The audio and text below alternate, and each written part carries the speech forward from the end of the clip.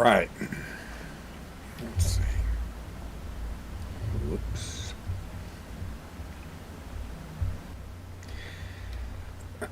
Okay. So we're live. Hello, everyone. Welcome to Friday's Food number 3. I'm going to give it a minute or two. I'm just going to sit here and kind of wait and see if people pop up, start viewing. Don't know quite how to tell always if there are viewers. I would ask that if you start viewing, use the chat. One, I want to see if it's working,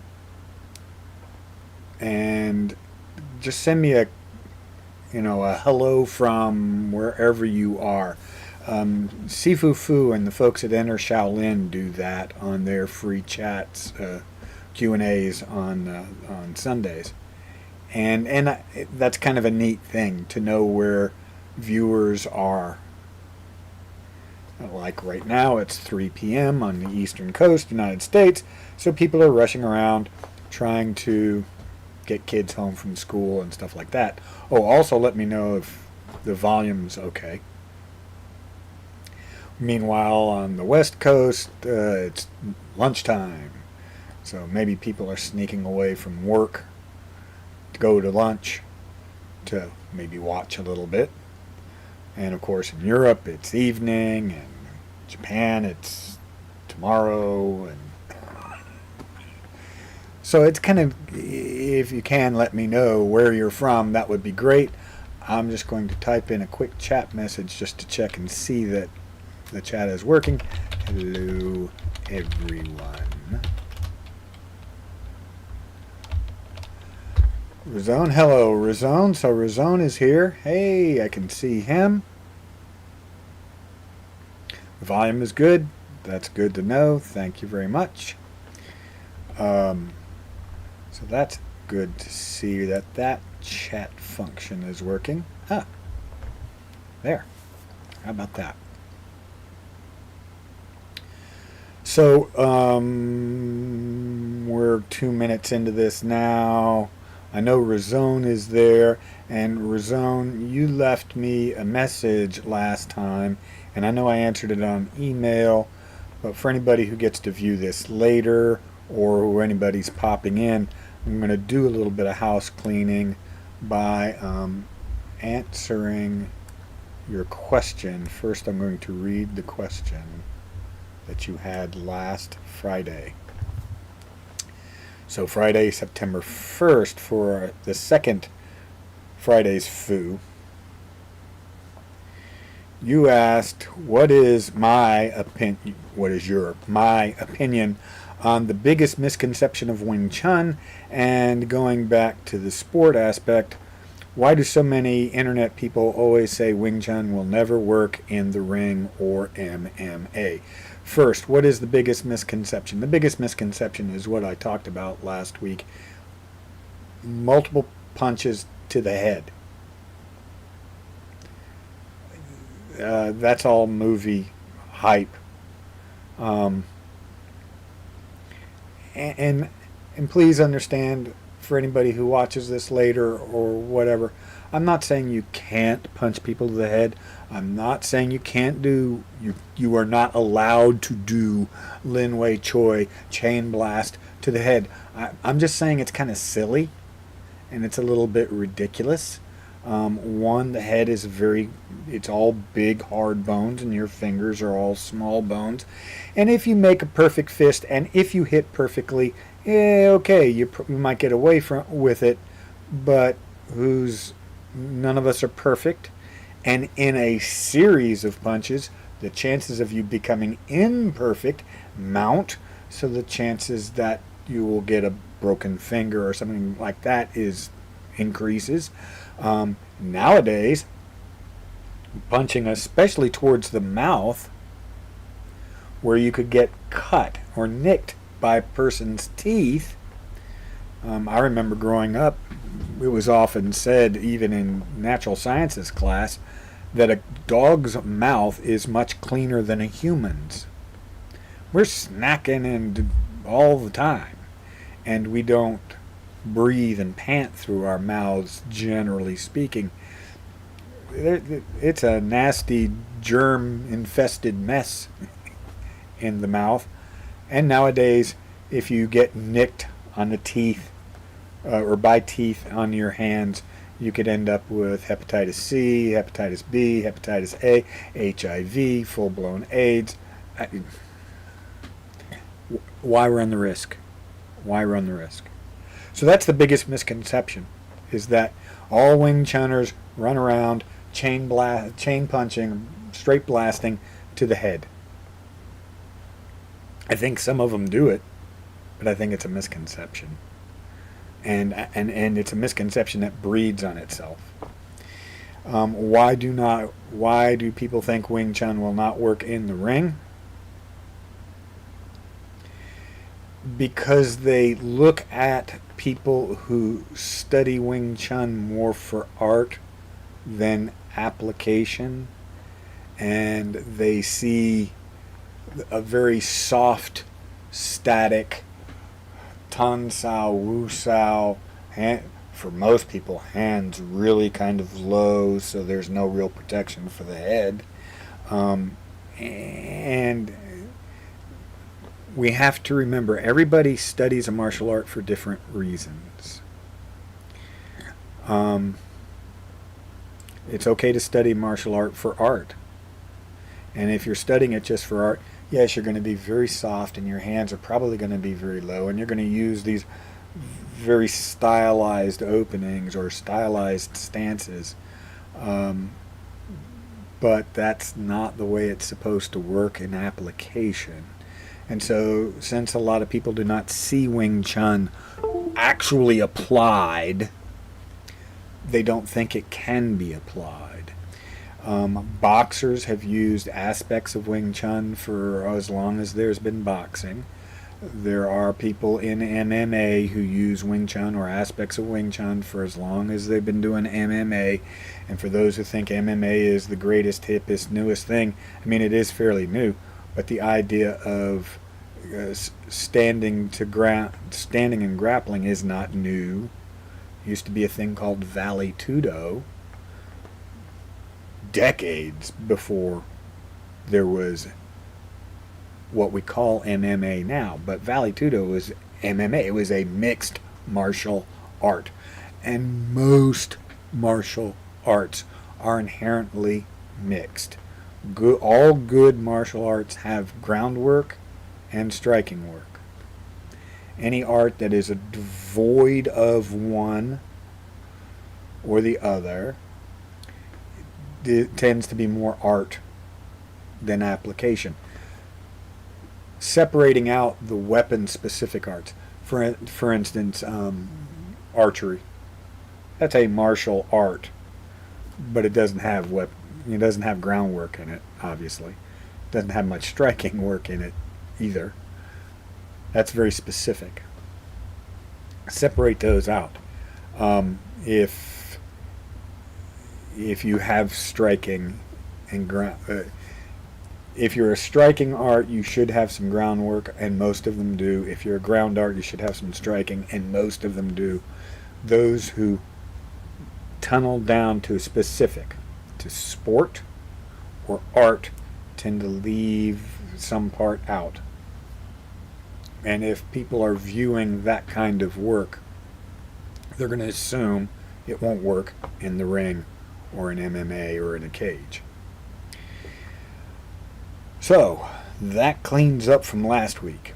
So now the topic that I came up with for this week, and anytime anybody's got a question, just pop up, just type it in. I titled it The 3 Necessary Skills. When I originally started to write it, I started to write it as the 3 necessary attributes, and that's not correct. So first thing I'm going to do is define skills. An attribute is something you have by virtue of who you are. Birth. Okay? If you're tall, that's an attribute. A skill is something that you can learn or you can improve on. In other words, I cannot change my height attribute. I cannot change it. But I can develop a posture skill that makes me stand as erect as my height will allow. Or I could degrade that skill and slump. A better way of thinking of skills is everyone can make a mark with a pencil. But some people say they can't draw. Drawing is a skill. And you can learn to draw. You may not ever be able to draw as well as somebody who has some natural innate abilities that lend themselves to drawing, some attributes that make their drawing better. But you can draw recognizable, complete, full-bodied objects by learning some skills. So that's one reason why I ended up calling this the 3 necessary skills. These are things that you can improve on, that you already have some of it, but you can improve on. And so, to start with, the first necessary skill is structure. Everybody who's ever studied a martial art has heard from their instructor at some point or another that the instructor gets their energy from the ground up.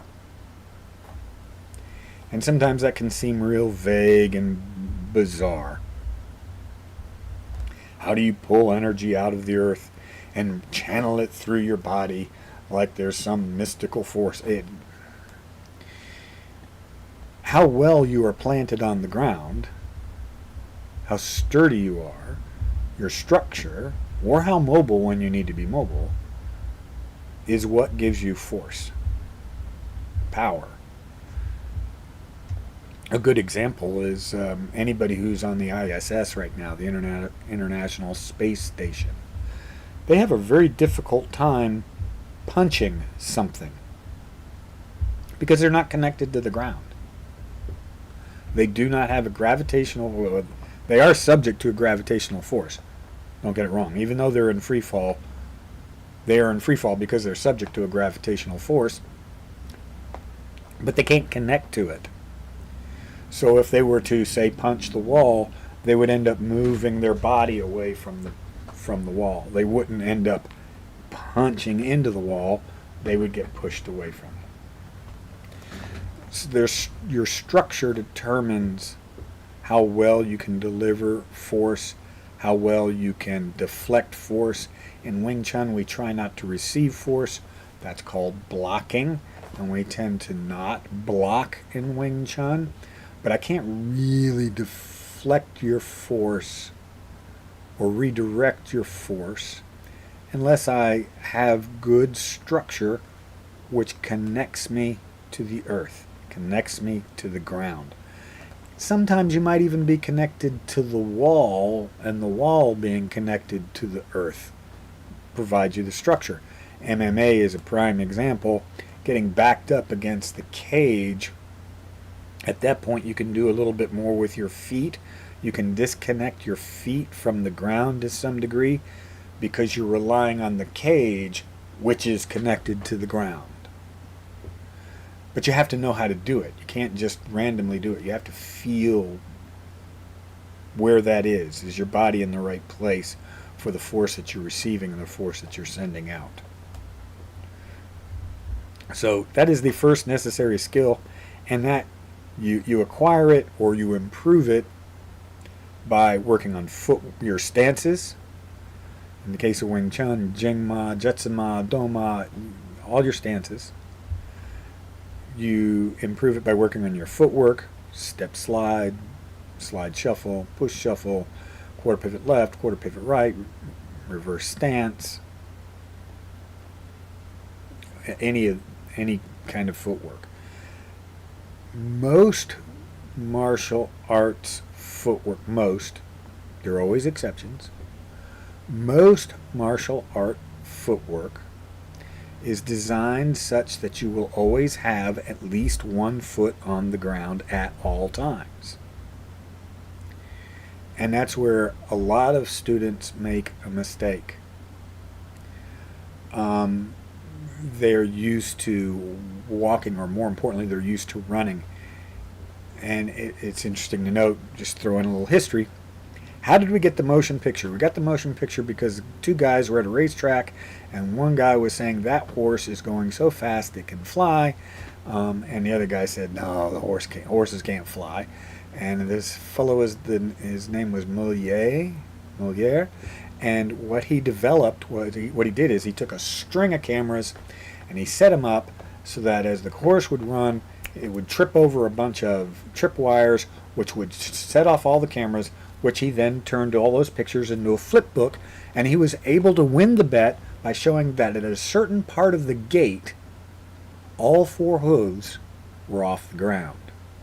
The horse flies. Okay?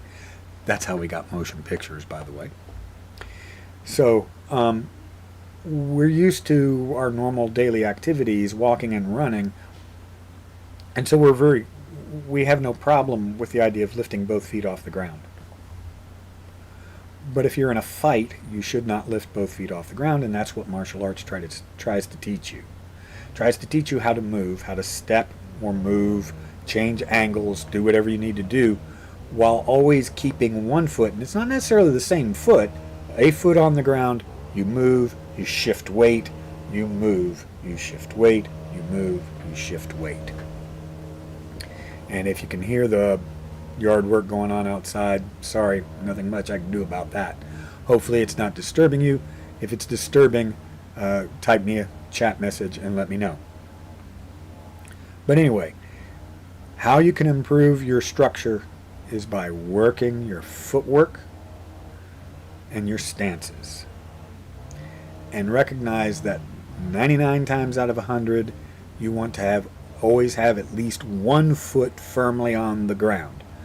There are exceptions. I was just teaching Devin in the kickboxing class last week how to do the Superman. The Superman isn't you intentionally both feet leave the ground. The Superman is you fake a kick, and during the fake of the kick you throw a punch, but you literally launch your body weight. Anyone who's done a flying side kick or a flying knee, okay, both feet leave the ground. But notice I said 99 times out of 100. 99% of the time, you want both feet on the ground.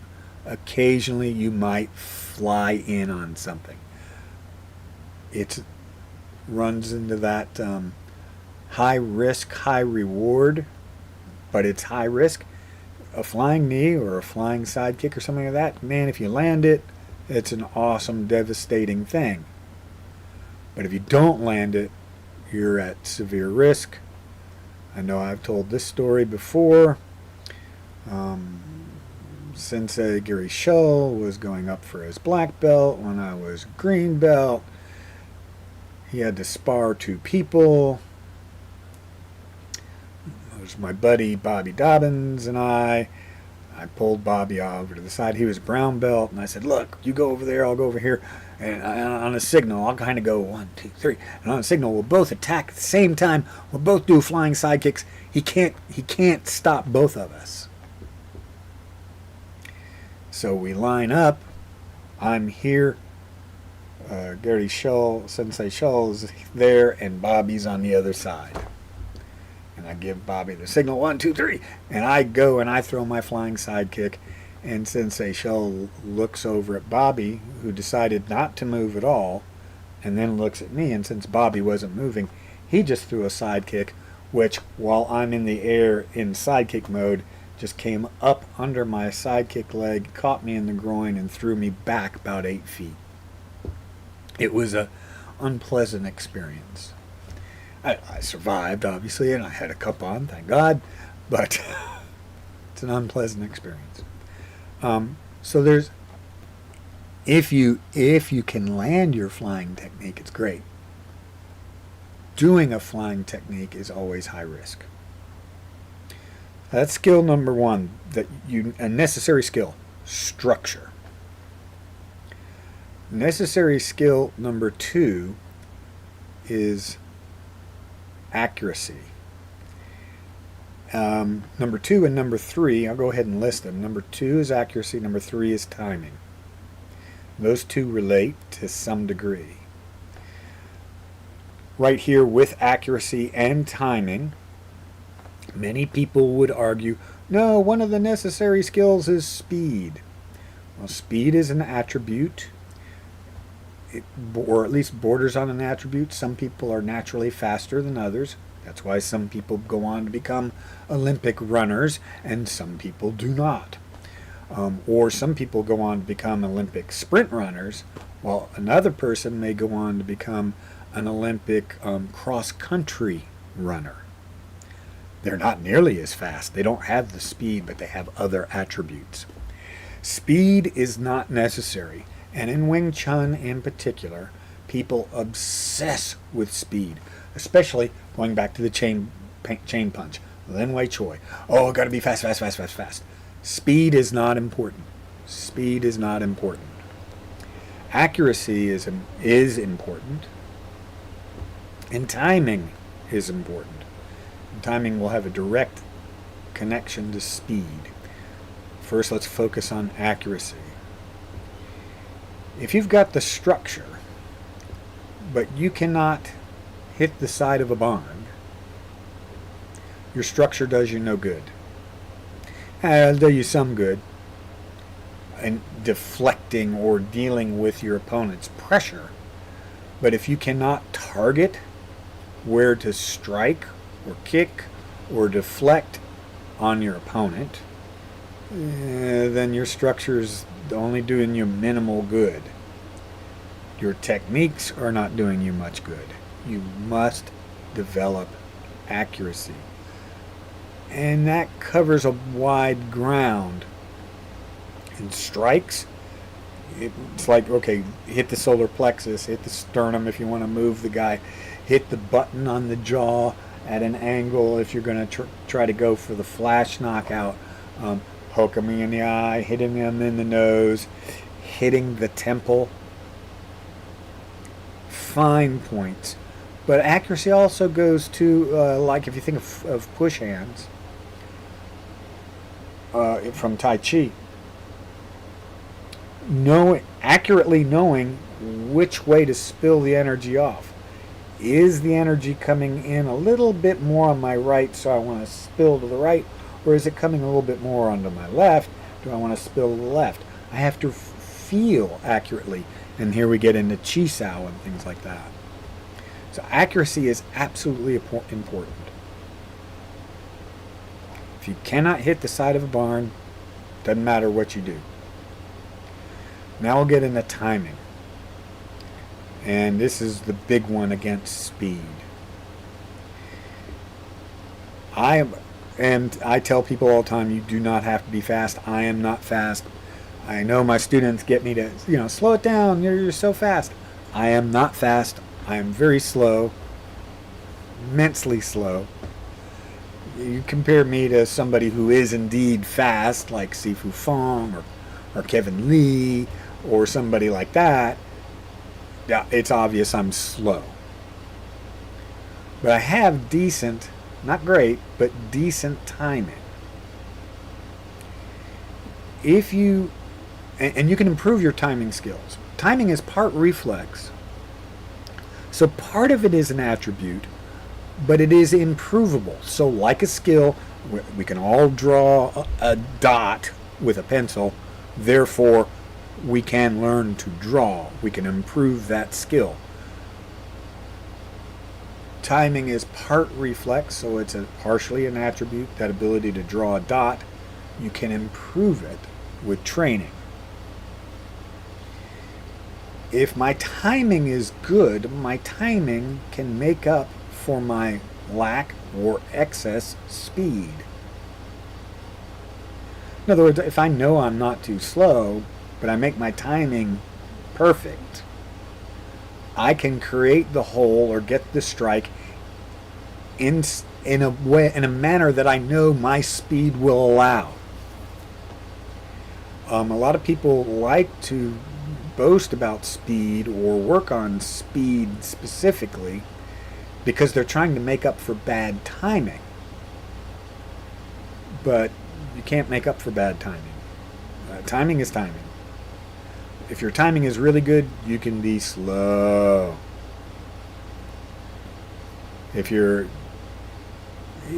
timing is okay and you have speed, that might help some, but it's not always going to help. The analogy I use for both accuracy, well, actually for all three, structure, accuracy, and timing, is imagining that you are the fastest gun in the West. That there is no one that can draw their gun faster than you. But also imagine you have the worst stability. So when you do get the gun out and you fire it, the kickback is knocking you over.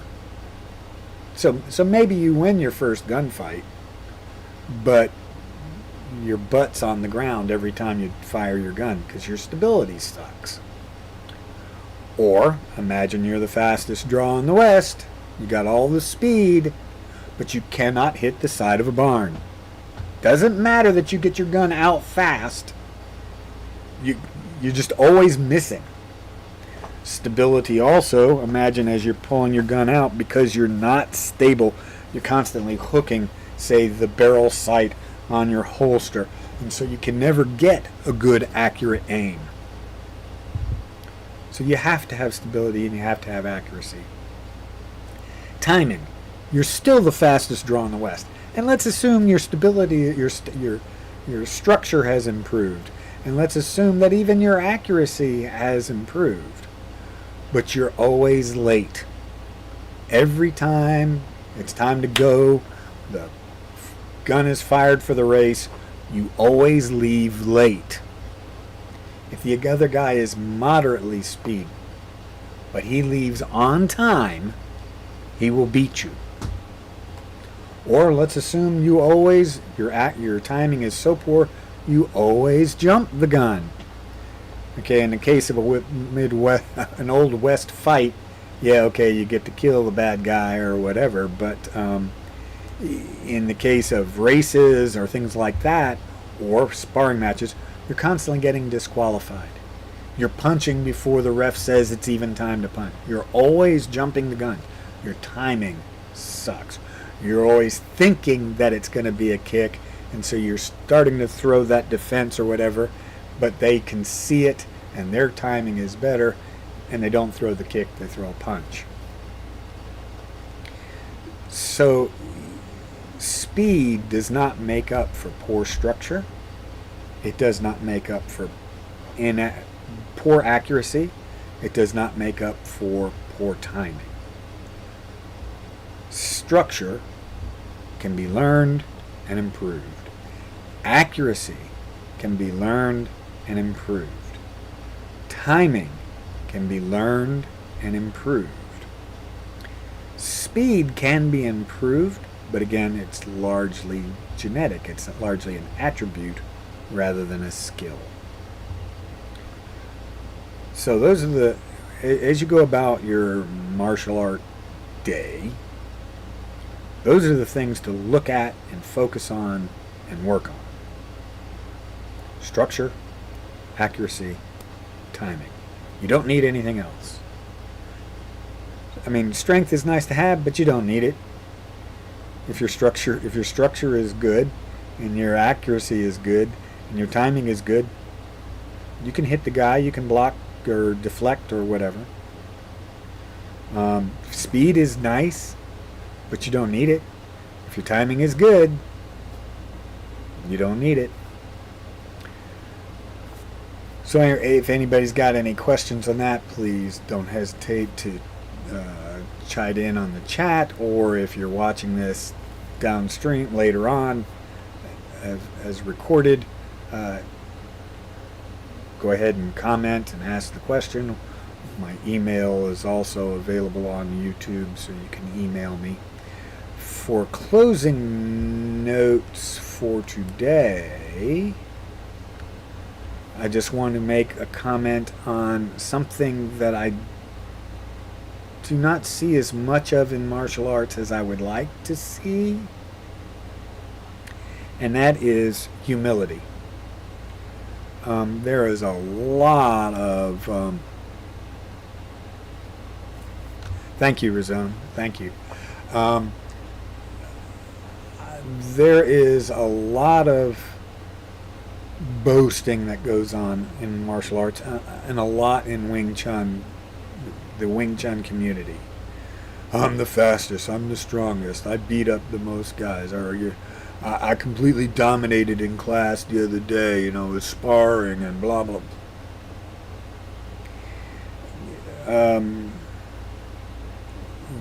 That's not necessarily a good thing to do that. My first martial art instructor, Sensei Loeb, told me that the greatest weapon you have is that you keep your training a secret. If I go into a Circle K and it looks like there's going to be trouble, first off, I don't think anybody would suspect me of being able to defend myself. Second, I'm certainly not going to look at the troublemaker and tell them, I'm going to whoop your ass, I'm going to wipe the floor with you, I'm so fast, because if I do that, I've told them all the things to look out for. I've also given them reason to get pissed. So I'm really better off keeping my mouth shut and then just doing what I got to do. Because then, if I have to defend myself, it's a total shock. I'm not fast, I'm not strong. It wouldn't be a shock because I was faster than them. It wouldn't be a shock because I was stronger than them. It would be, checking something here. It would be a shock because I was able to pull it off. Or I defended myself in a way that they just didn't expect. Because I didn't tell them that I thought I was capable. I may look capable. Sifu Phillips is a great guy to watch. Because he talks about this kind of stuff in a way. He talks about the psychology of fight and why we fight and the signs to look out for. And I certainly need to be confident enough, or look confident enough that I can defend myself, but I don't need to look like, I don't need to be showing off. Oh yeah, I don't need to be telling them that I think I'm so fast, or I think I'm so strong. And I certainly don't need to be doing that in this day and age, in public forums, like on Facebook or Instagram or TikTok or whatever, because then I'm telling everybody what I've got. Now, by the same token, okay, so I put out videos of me teaching students. One thing I do, I use the phrase, I like to do this. In other words, if we're discussing a technique, or alter an option between two techniques, I will often say, I like to do this. But that's just talking about my personal preference on a given technique. I will also, very often, in videos, you will hear me say, oh, I'm slow. I'm not fast, I'm slow. Now, I'm not going to say whether I'm fast or not. I will always say I'm slow. I will always take the low road. I will always, well, I shouldn't say that because that means something else. You should always take the high road where you can. But I will always take the humble road. I will always cut myself down. Especially in anything that's going to be public facing. So I just want to say that for everyone to practice some humility. Lao Tzu talks about it. Sun Tzu talks about it. Bruce Lee talks about it. Like I said, my sensei, first sensei, he mentioned it. He told us, guys, don't wear your gis to training. We trained in a guy's yard. But he didn't want us leaving our house wearing our gi, even if we were getting in mom's car for mom to drive us over, and then coming out wearing gi. He wanted us to bring our gis and change when we got there, train, change back in the street clothes, and go home. Because the biggest thing you've got is the secrecy that you train. That's your biggest tool. And one, it's just a better nature to just be a little bit humble. So I know Razon's out there. I know Andre had something else to do. I don't know who all's watching. I don't know how many.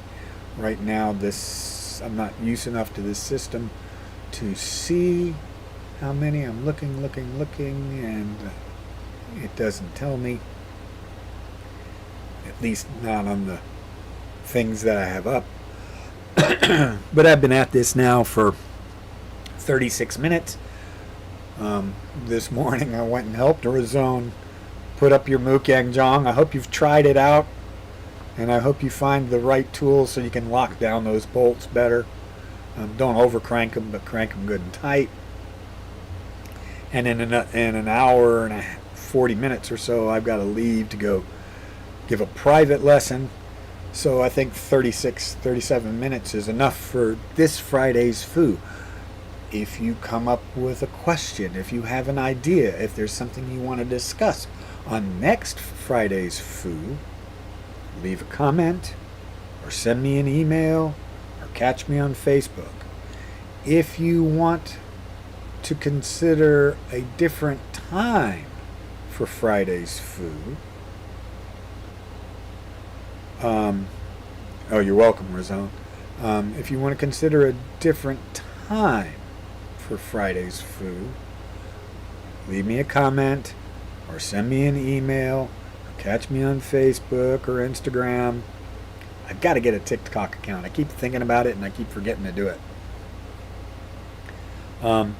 But yeah, just anything. I'm open. I'm an open book, and I'm open to doing what I can to help you, the general public, learn more about Wing Chun and martial arts in general. So y'all have a great afternoon, great Friday afternoon. Go out and enjoy yourselves. Do whatever it is you do that makes you feel good, and keep on training.